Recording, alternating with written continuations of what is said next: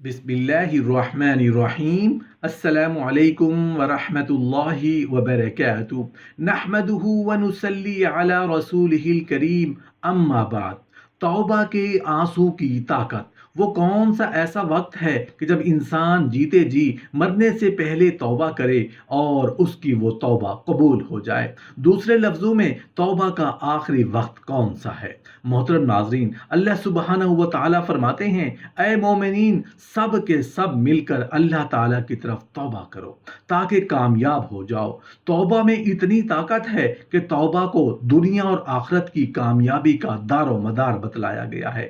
سارے گناہ توبہ کرنے سے معاف ہو جاتے ہیں۔ توبہ میں اتنی طاقت ہے، توبہ کی سواری اس قدر تیز رفتار ہے کہ دنیا میں کوئی سواری، کوئی راکٹ ایسا نہیں جو ایک دم میں آنن فانن میں اللہ تک پہنچ جائے۔ مولانا رومی رحمت اللہ علیہ فرماتے ہیں، توبہ کی سواری عجیب و غریب سواری ہے۔ ایک سیکنڈ میں آسمان تک اڑا کر لے جاتی ہے، اللہ سے ملا دیتی ہے، اور اسی وقت وہ بندہ جو خباثت سے اور گناہوں کی وجہ سے اللہ سے دور رہتا تھا، توبہ کے صدقے میں اللہ کے قریب ہوا اور محبوب بھی ہو گیا۔ حدیث شریف میں ہے کہ توبہ میں تاخیر کرنے والے توبہ کرنے سے محروم رہ جاتے ہیں۔ اس لیے ضروری ہے کہ توبہ کے لیے بہت جلد قدم اٹھانا چاہیے، کیونکہ ملک الموت اچانک سامنے آتا ہے اور زندگی کے ختم ہونے کی پریشان کن خبر سناتا ہے اور کہتا ہے کہ زندگی کی ایک گھڑی باقی رہتی ہے۔ مرنے والا وقت کے بڑھنے کی التجا کرتا ہے، فرشتہ کہتا ہے کہ ایک سانس بھی نہیں بڑھ سکتا۔ اس لیے توبہ میں جلدی کرنی چاہیے، کیونکہ گناہوں سے اعمال صالحہ کی روشنی چھپ جاتی ہے اور دل پر تاریکی کے پردے چھا جاتے ہیں۔ محترم ناظرین، اللہ سبحانہ و تعالیٰ نے ایک گنہگار انسان کو کس وقت تک توبہ کرنے کا موقع دیا ہوا ہے جس کے بعد اس کے لیے توبہ کا کوئی فائدہ نہیں دیتی؟ وہ کون سا لمحہ ہے جس وقت تک انسان اپنے کیے ہوئے گناہوں پر نادم ہو کر اللہ کی طرف رجوع کا قدم اٹھا لے تو اللہ تعالیٰ اس کی یہ توبہ قبول فرما دیتا ہے؟ یہ دو طرح کا ہے۔ ایک انسان کی زندگی سے متعلق ہے، یعنی اسی انسان کے حق میں وقت پورا ہو جاتا ہے، جبکہ دوسرا پوری دنیا کی زندگی سے متعلق ہے، یعنی اسی کائنات میں زندہ کسی شخص کی توبہ کرنے کا وقت ختم ہو جاتا ہے۔ انسان کی زندگی سے متعلق ہر انسان پر ایک ایسی حالت آتی ہے کہ وہ اس کے لیے توبہ کا آخری لمحہ سمجھا جاتا ہے۔ اس وقت تک کسی بھی شخص کے لیے توبہ کرنے کی گنجائش باقی رہتی ہے۔ یہ لمحہ اور توبہ کے بغیر گزر گیا تو اب اس شخص کے لیے توبہ کا دروازہ بند ہو جاتا ہے۔ وہ حالت غرغرہ کہلاتا ہے، یعنی حیات انسانی کے بالکل آخری لمحات جس میں اخروی آثار شروع ہو جاتے ہیں۔ یہ اللہ تعالیٰ کی حد درجہ کی مہربانی ہے کہ زندگی کے آخری لمحے تک توبہ کا دروازہ کھلا رہتا ہے۔ اب حالت غرغرہ تک بھی اگر کسی انسان کو اپنی نجات کی فکر نہیں ہے تو یہ کس کا قصور ہوگا؟ نمبر 2، دنیا کی زندگی سے متعلق۔ اس کا مطلب یہ ہے کہ پوری کائنات میں موجود تمام انس و جن، جس کے لیے کون سا وقت ہے کہ جس کے بعد عمومی طور پر ہر شخص کے لیے توبہ کا دروازہ بند ہو جاتا ہے؟ تو یہ وقت ہوگا جب کہ سورج مشرق کی بجائے مغرب کے افق پر نمودار ہو جائے گا۔ جب ایسا ہو جائے گا تو اس وقت ایک شخص کتنا رونا دھونا شروع کر دے، کسی سے توبہ قبول نہیں کی جائے گی۔ دوسرے الفاظ میں یوں سمجھ لیجئے کہ توبہ کا دروازہ مغرب سے سورج طلوع ہونے تک کھلا رہے گا۔ اسی حوالے سے چند احادیث مبارکہ ملاحظہ کر لیں۔ حضرت صفوان بن غسال رضی اللہ عنہ سے روایت ہے کہ رسول اللہ صلی اللہ علیہ وآلہ وسلم نے فرمایا کہ سورج مغرب کی جانب سے ایک کھلا ہوا دروازہ ہے، اس کی چوڑائی 70 سال کی مسافت ہے۔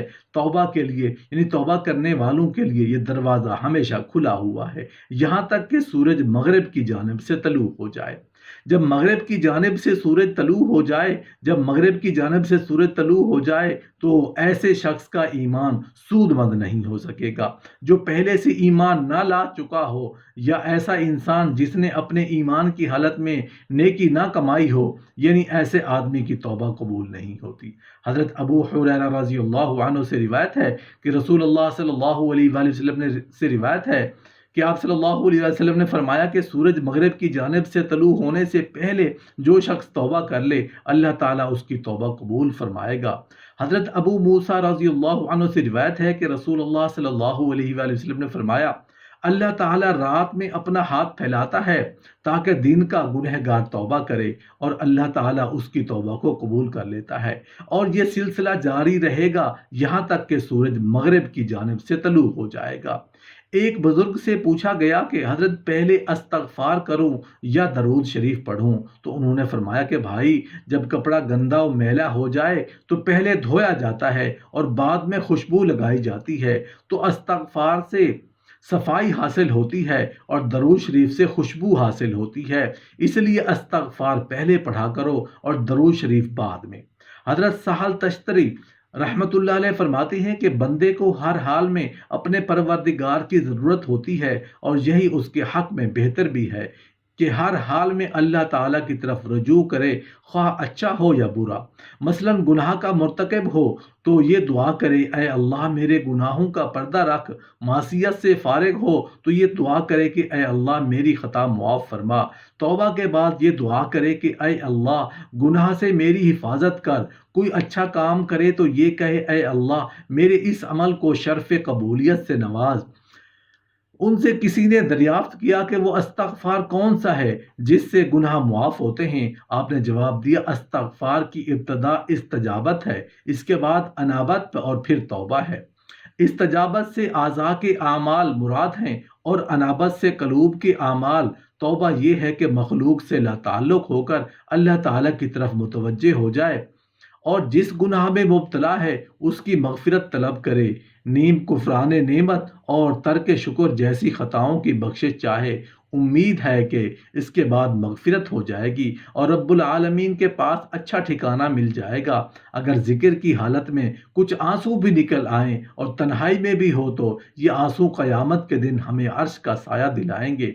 अल्लाह की मोहब्बत के जो आंसू हैं उन पर सितारे रश करते हैं। जब कोई गुनहगार बंदा रोते रोते अपनी मगफिरत मांगता है तो उसके रोने और गिड़गिड़ाने का और उसके आंसू का अल्लाह के नज़दीक क्या मुकाम है। अल्लामा आलूसी बगदादी रहमतुल्लाह अलैह ने सूरा इन्ना अंज़लनाह की तफसीर में एक हदीस कुदसी नकल की है। हदीस कुदसी के बारे में मुहद्दिसीन फरमाते हैं कि वो कलाम नबूवत है जो ज़ुबान नबूवत से अदा हो, लेकिन नबी करीम सल्लल्लाहु अलैहि वसल्लम ये निस्बत कर दे कि अल्लाह ताला ने यह फरमाया है।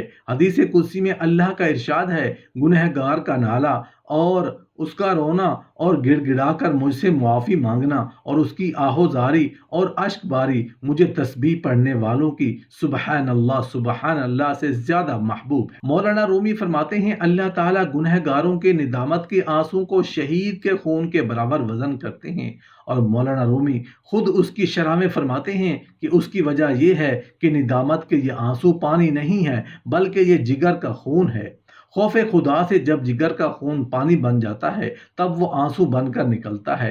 औलिया अल्लाह का तौबा व इस्तगफार। औलिया अल्लाह सगीरा और कबीरा गुनाह से अक्सर महफूज हो जाते हैं। बिलफर्ज अगर किसी से हो जाए तो वो गुनाह पर इसरार नहीं करते बल्कि अस्तगफार पढ़ते हैं, जैसे सूरा आले इमरान की आयत नंबर 135 में है। और ऐसे लोग हैं कि जब कोई ऐसा काम कर गुजरते हैं जिसमें दूसरों पर ज्यादती हो तो या कोई गुनाह करके ख़ास अपनी ज़ात का नुकसान करते हैं तो फ़ौरन अल्लाह ताला की अज़मत और अज़ाब को याद कर लेते हैं, फिर अपने गुनाहों की मुआफ़ी चाहते हैं।